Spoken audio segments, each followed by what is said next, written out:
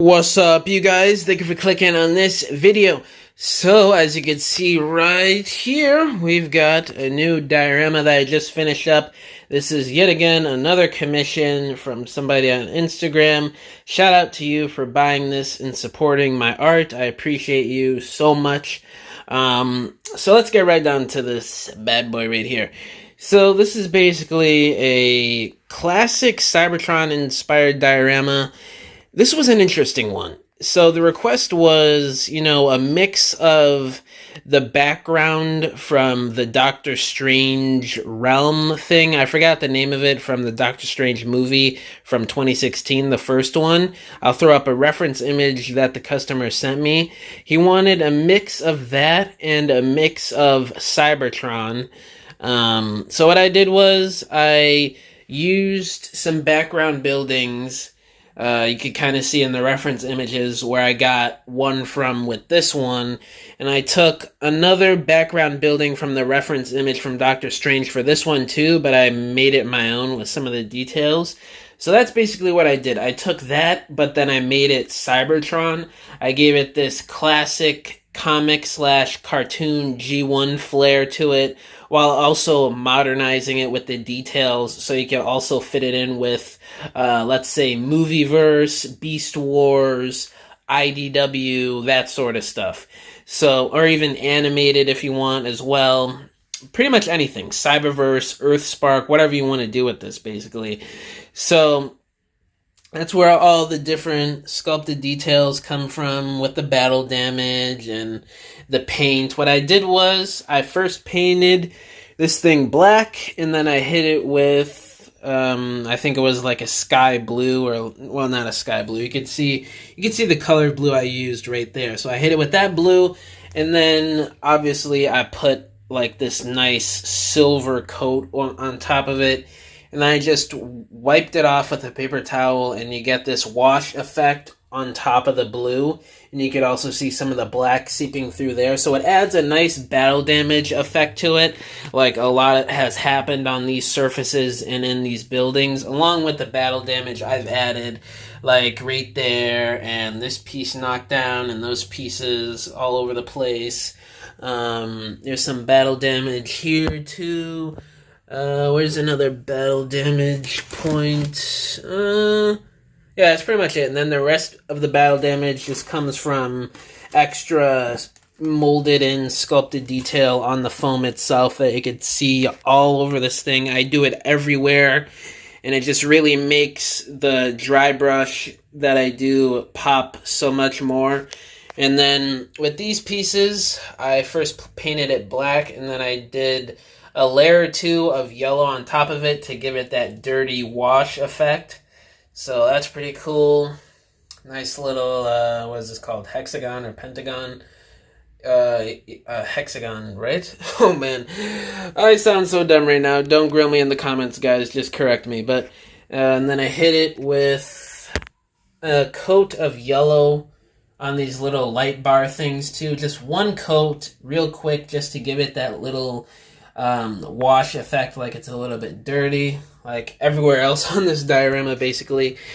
And now the kicker, the cool part with this thing is it could all come down and compress for much easier storage, and especially for shipping, because it makes shipping costs much cheaper, and the box a lot smaller, which is obviously way easier on me, and of course, the most important thing, way easier on the customer. So let's break this down. So the floor piece, the base of this, it just comes apart into two pieces. They just go right together, and you could make that into one right there. And then let's come around to this building, take off these two front pieces. They are magnetized, got magnets there. And then this splits apart down the middle. They connect via magnets. And you can put that on top, like that. And then come around to this background building. These are more so background buildings. They're not really supposed to fit in scale, unless if you use like core class or something, if you want to do like a a photo or a stop motion of them like right up against the building or something. But these are more so background buildings, similar to what you see in a cartoon or a comic or even in a movie, where they look a lot smaller, far away to add depth. So that's basically what I do here. Depending on what type of photo or stop motion you do and you blur out the background, it looks perfect. Or if you just want to have it as a background, it doesn't even matter if you blur it out. A diorama background is a diorama background. These don't even have to be buildings. They could be like wall pieces or structures of some kind or whatever you can think of. I'm sure I'll probably have a certain name on my Instagram post, which I'll be posting in a few days after this video around the same time. But anyway, let's get back to this. Take this apart. Magnetize. Magnet. So, that one off, this one, and that one. And then this, it's not magnetized, it just tabs in at this base piece here. So it's a nice, tight, snug connection. And I made sure I hit this base right here where it connects with some sealant, so it makes the foam a lot stronger here so it doesn't break easy. So we got that, and I did the same thing. Well, I didn't use sealer, I used a bit of hot glue on the inside there to make it a bit more snug, the fit. So yeah, all this breaks down, and what I kind of like to do when, you know, for storage, and this is about what I'm gonna do when I pack this up to ship it to the customer. Let me show. Oh, this piece comes off too. It's magnetized, so you could take that off if you want. So that's pretty cool. So what I do is, what do I do next? So that's like that. And then I come around right here, line that up like so, line this up like so.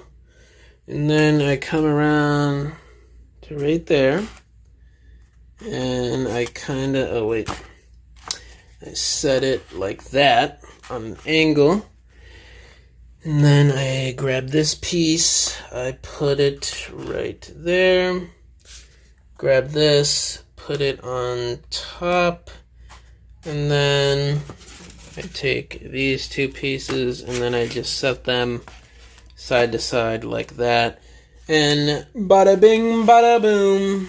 Got yourself easy storage, easy shipping for the diorama. Just my hand for scale.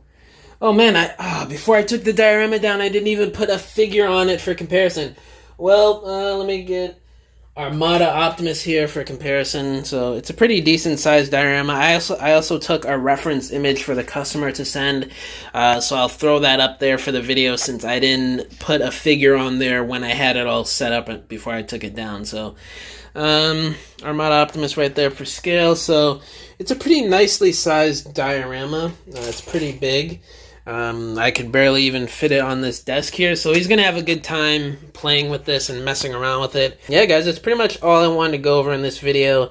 Just a nice little Cybertronian diorama with some Doctor Strange influence in there, which is pretty random, but also really cool. It really let me tap into a different side of Cybertronian diorama building that I haven't done yet, and I've made like, what, 6-7 Cybertron dioramas, so...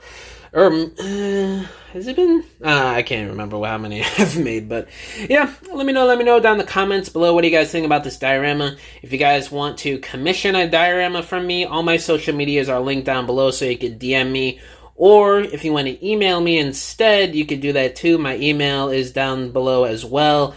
So yeah, thank you guys for watching this video, and I'll catch y'all in the next one.